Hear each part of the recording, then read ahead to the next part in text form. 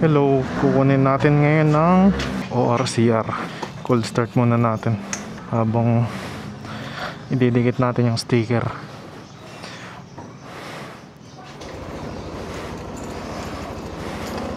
Dikit natin to.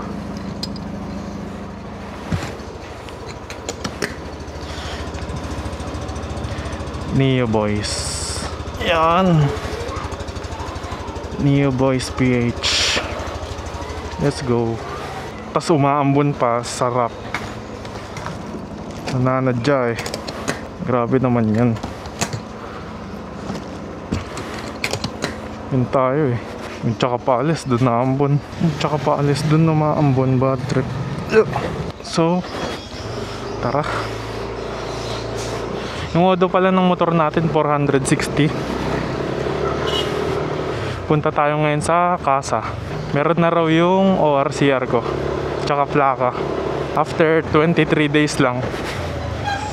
Kaya yun yung napili kong Casa kasi mabilis lang daw mag-release, which is para sa akin mabilis na yun. Di katulad dati umabot pa ng buwan. Ang pupuntahan natin ngayon sa Congressional. Pag-usapan natin yung upgrades nito. Naglagay na ako unang-una sa case ng remote, sa Shopee lang, gana lang yan. Tapos sunod yung side cover na may hook. Binili ko to sa SEC mismo. Nakita ko, tapos nagandahan ako. Pwedeng pang na malengke ka, pwede mong sabitan. Tapos sunod tong quadlakan. Tapos sunod, bumili tayo ng top box tsaka bracket na SEC din yung brand para puro SEC. Tapos bumili pala ako ng transparent cover sana dito. Tapos ARM na tank cover. Kaso ang problema hindi pala kasya. Ang hirap kailangan may tabasin. Kaso pag tinabas mo baka maputas naman yung gas cap. Kaya di ko na lang kinabit. Tapos yung transparent cover naman pang NMAX B2 lang. Mas malaki tong NMAX B3 ngayon yung gas. Mas malaki yung gas cover ngayon compared sa B2.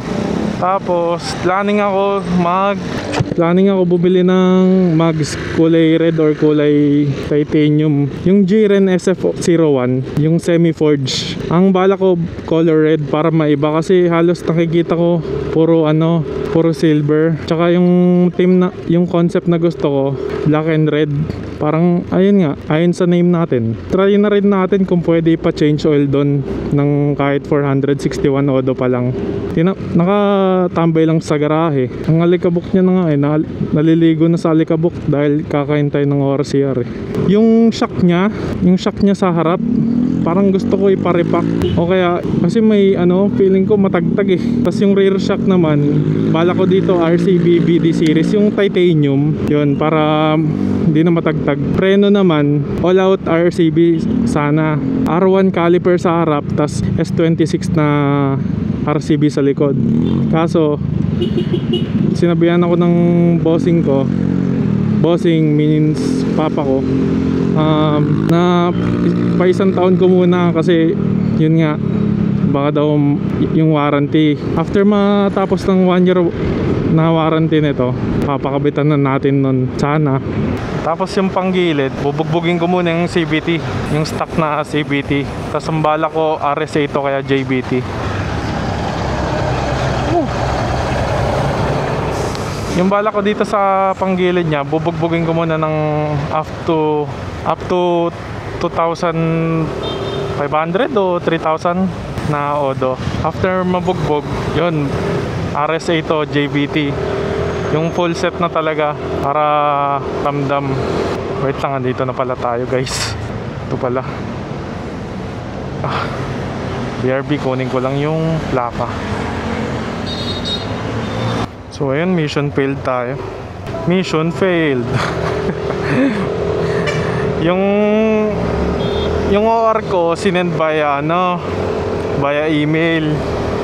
Yung CR ko naman, ayun, nakuha ko na. Yung plaka naman, nasa main office pa daw ng LTO. Hindi pa nadadala dyan sa Casa. So ayun, i-update na lang daw ako kung kung andyan na daw. Tapos siguro, hindi ko na natanong about sa change oil kasi Baka siguro ako nalang mag-change oil nito.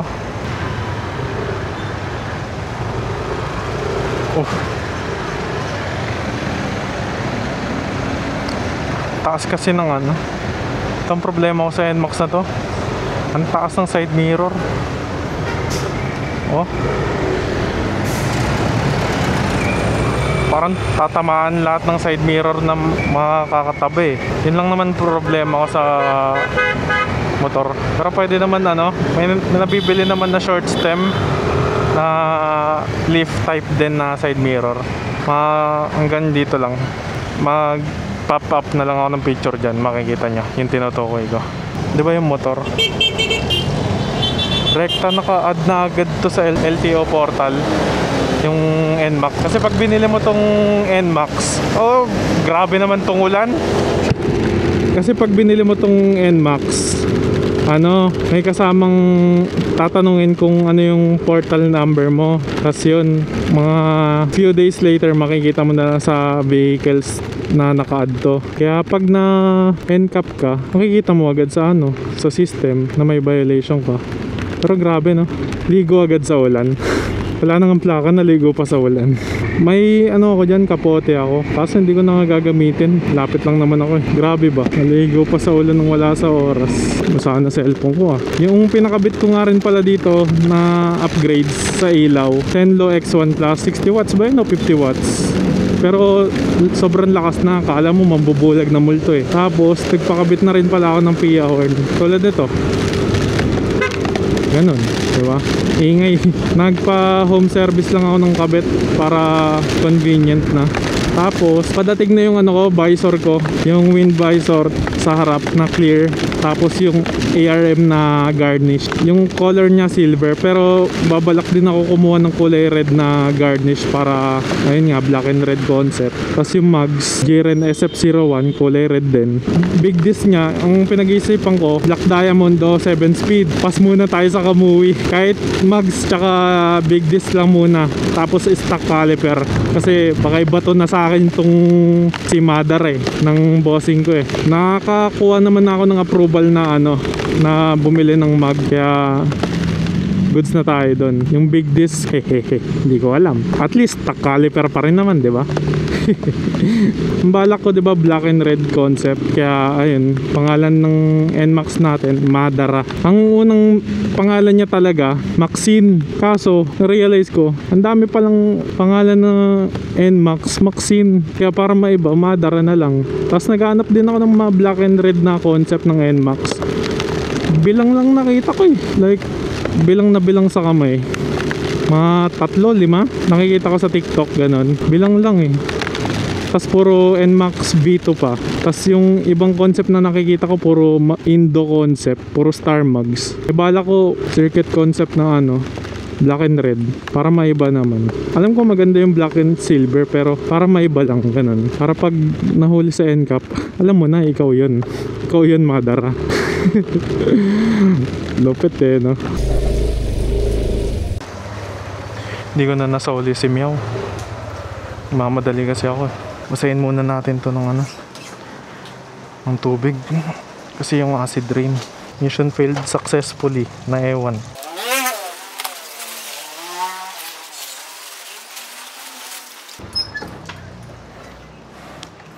Itong struggle, pagpaparada.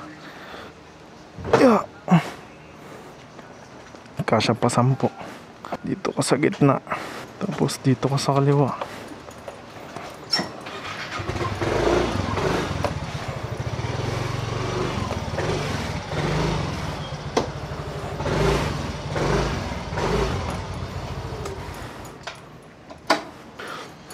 Okay, tapos na 2. Yung huli naman, si Madara. Kahit basahin lang natin, tas carwashin bukas.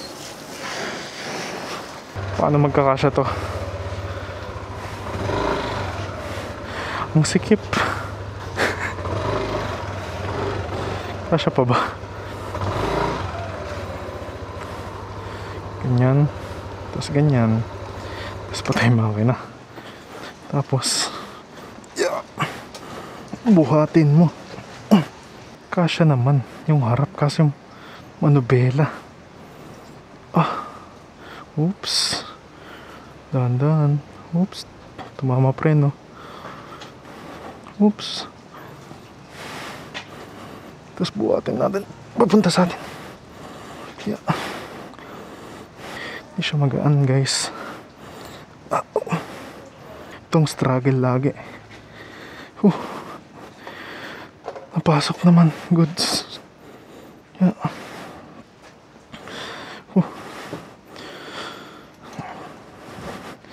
Okay. Thank you guys sa panonood kung paano mag-struggle.